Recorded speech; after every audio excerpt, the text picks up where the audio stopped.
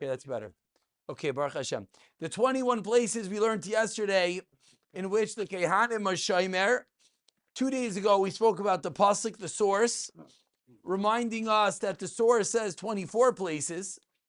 And then, Rav Tov Rav Shragi, and then we explained that the 24 places in the pasuk is either 21 plus 3 or 21 as 2 plus 2 is only 2, and the last 2 was the guy accompanying him. That was 2 days ago. Yesterday we began. Yesterday we spoke about the Sha'arim on the Harabayis. First we spoke about what's the reason why on the Harabayis they're inside, on the inside, and on the Azara they're on the outside. So here's the Azara, the Shomrim, thank you. Here's the Azara. So the Shomrim here were on the outside. On this large whole picture would be called Temple Mount. There, the Shomrim were on the inside. So why weren't they stationed inside the Azara? And we learned yesterday that the reason was, Erev Tov Rabbi Cooper, the reason was because you're not allowed to sit in the Azara unless you're a melech from Beis David, and therefore they're outside. And we continued with the gates. How many sha'arim were there on the Azara? So the Brisa says 5. Another Brisa says 7. So 2 answers. Either 7 is 5. How is 7 5? As 2 places are next door to each other. Abaya's answer. Rava's answer was what? It's a machlekes tanoim. Either, God bless you, thank you very much. Either 5, 7, or 8. We pick it up from the 2 dots, Chav Zayin Amud Aleph, approximately 13 lines from the bottom. Baruch atah Adonai Eloheinu melech haolam, shehakol nihiyeh b'dorei. Strong seltzer. That's good. Okay. Says the Gemara. Loy hayo yeshenim b'bigdei kodesh. What did the Mishnah teach us? They didn't sleep in the bigdei kodesh. They took them off. Again, I hope the Gemara should be any day. I don't know what's taking them so long. I guess we're just used to Amazon's overnight, and other places actually take 2 days. Told me they shipped it on Sunday, so I guess we'll see. Hopefully tomorrow. Says the Gemara. Clearly, what is the implication of the Mishnah? That they didn't sleep in the bigdei kodesh. What about other things? What about just hanging out? Says the Gemara, Shino Delai. From the Mishnah, it would appear that they didn't sleep in the bigdei kodesh. Aval, however, hiloch, walking, mahalchin. They would walk in the bigdei kodesh, meaning the moment they finished the avodah, they did not have to literally stop, drop, and roll and get undressed. They were allowed to hang out in their bigdei kodesh. What would that teach us? Shemas mina, says the Gemara, such would be a raya that what? Bigdei kahuna nitnu lihanois bahen. You're allowed to get benefit from the bigdei kahuna, which of course is a large statement. Probably if we would have taken a poll before we started, can you get benefit from bigdei kahuna? I would have anticipated most people saying, of course not. Even the Kohanim, they're bigdei kahuna. But from the Mishnah that said they can't sleep in it, what does it sound like? Sleeping they cannot, but other things they could. Yes. Did each Kohen get their own? Oh, very good, very good. Good, we're going to get there. They had their own cubbies, they had their own dresser. You know what I'm saying? Dresser means someone getting them dressed. How many begotten they got? We're going to get there. We will get there. Erev Tov Rav David. We will get there. Malstav and your new neighbor called the fence. Baruch Hashem. Hopefully, it's not Stam. Hopefully the shul's property has a fence, Baruch Hashem. Hopefully, Baruch Hashem. Hopefully next will be trucks, and then noise, and then hopefully the complaints will come in stark, and that will mean that we're building. We had a good complaint. Baruch Hashem. Baruch Hashem. Vait. Okay, Nachshir. Just had to give the mazel tov to all of us together. Weiter in the Heilige Gemara. Rav Aaron Cutler in Lakewood. I just reread the story from my Yeshiva Repair.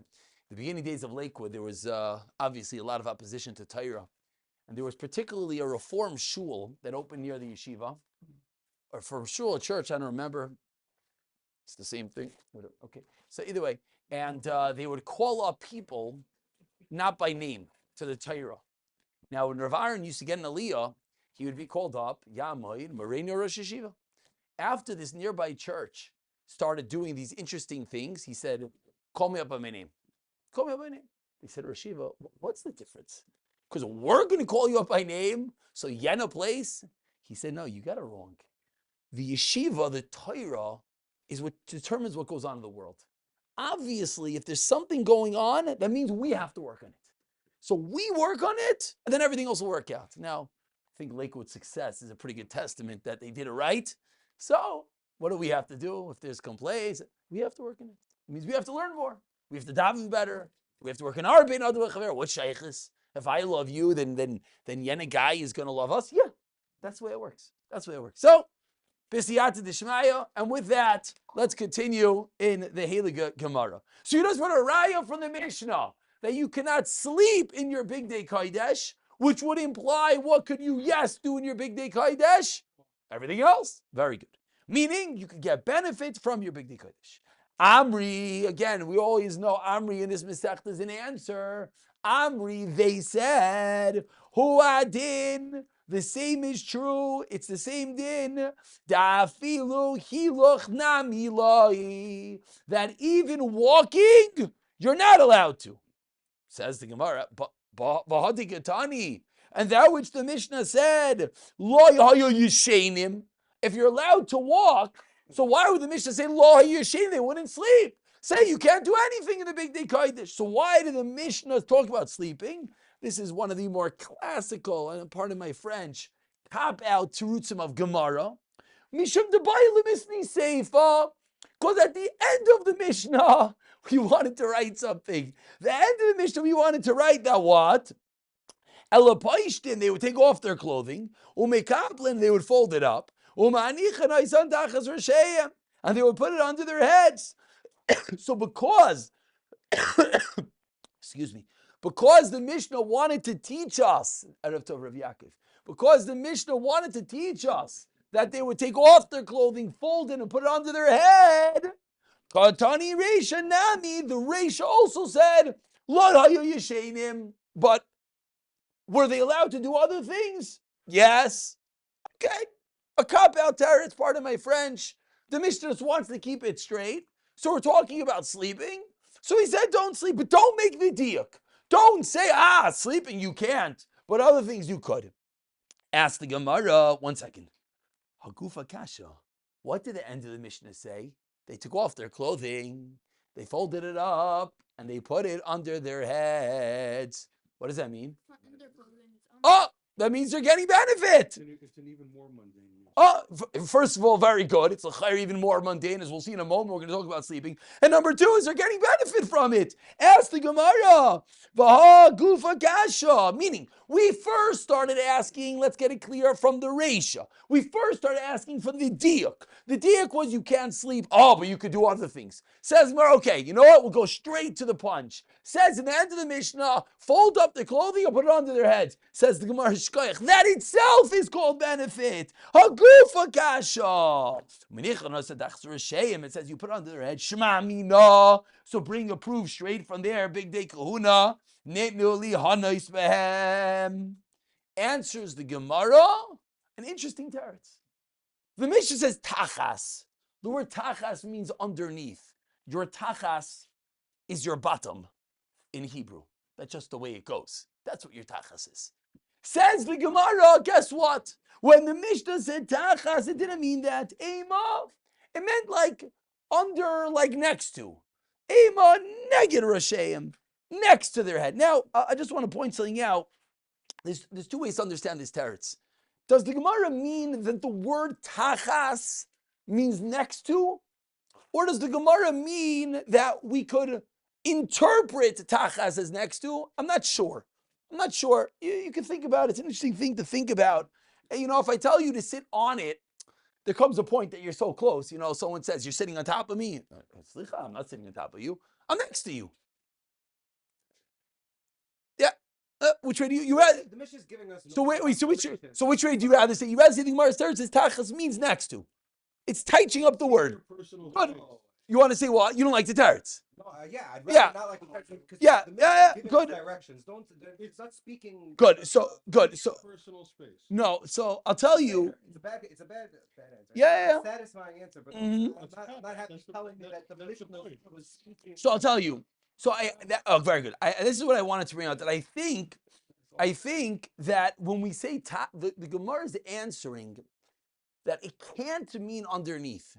So if they wrote that, it must have meant next to. So I agree with you. I'm bringing out the difficulty, and I'm bringing out that there's two ways l'chayr to understand this. That either we're saying that's what the Mishnah meant, or we're saying we have no choice. We have to say that. It's a fine nuance, but it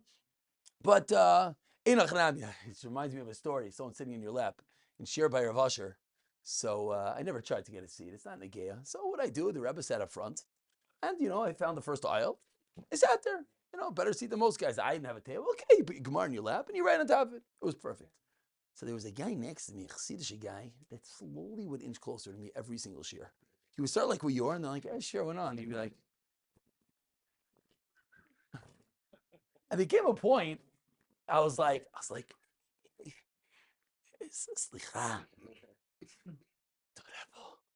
Torebo. It's like, okay, you win. He had to be in line. I was wrong. I sat in front of the Rebbe. I need to be sitting there. When I heard that from him, I said, you win.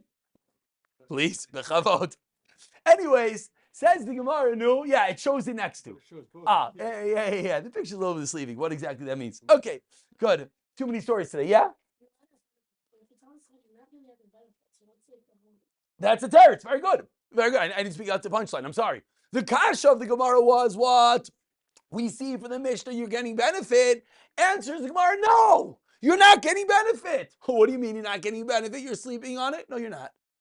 You're folding it up very nicely and putting it next to. You're not getting benefit. No benefit. No benefit. Let's read it again. Nachama.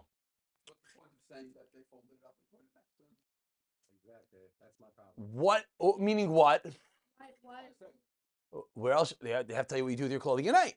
It's telling you change your clothing, so you take it off and you put it next to you. Oh, good. Perfect. You're all mechavin to the next Gemara. Very good. What you're all pointing out is that there has to be something about it being next to your head. Because if there was nothing about it being next to your head, it would make no sense. Which you should know, I have a new profound appreciation for the next line of the Gemara that we're about to see. Very good. You're all mamish. I like what everyone just said. I want to speak it out outside. Let's go through the steps. We started off, you can't sleep in it. So the Gemara, okay, you can't sleep in it. What can you guys do? Everything else. A raya, you can get benefit. Says Gemara, no raya. Why did the Mishnah say it? Just because I wanted to talk about sleeping. Says, well, okay, let's go straight to the punch. It said you can't. You do what? You put it under your head. So you see you get benefit from it.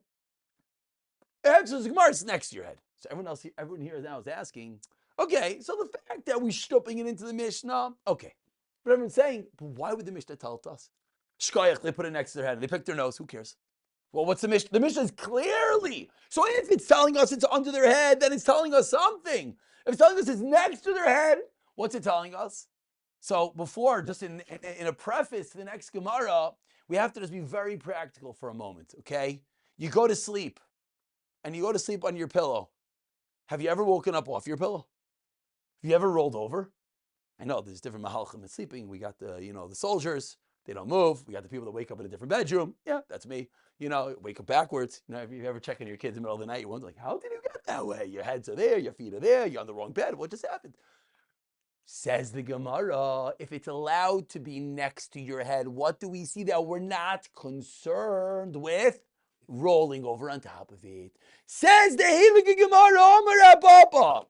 From the way we just learned the Mishnah, that it's next to your head. You know what? I'll bring you a raya. Give me something else that's holy that would be on your bed. You're never going to get it. Don't try. Tefillin. Tefillin, Rabbi. Who in the world puts tefillin in bed? Well, let's remember, they wore their tefillin the whole day. And then what happened? It turned dark. They took off their tefillin. What did you do when it turned dark? You went to sleep. There was nothing else to do. So where do you put your tefillin? They didn't have bags. They put it next to your head. Done, finish. And then you get up in the morning, you put it back on. Whole parakim and Gemara figuring out tefillin on your bed. Hashem, you're rolling over, this and that. What's going on? Ayin Sham in the Chafetz Chaim's house in Radin, and no, they didn't have a table. You know what I'm saying? There was a bed and a toilet, which they didn't have either, and I guess they ate somewhere. I don't know. But yeah, that's the point that we're just going to have to take it. Says the Gemara, Amar Papa, let's go 5 lines from the bottom. Shema, we can prove from over here. Tfilin min hatzad sharinon. That you're allowed to put tefillin min hatzad next to your head. And what? V'loy chayshin dilma what? Mignidar v'nofel alayu. And we're not worried that you're going to roll over on top of your tefillin. From the fact that you're allowed to put your big day kahuna next to your head, clearly, so okay, you can't get benefit, but the next level, we're not concerned. The level that you might be on top of it, that's okay. Says,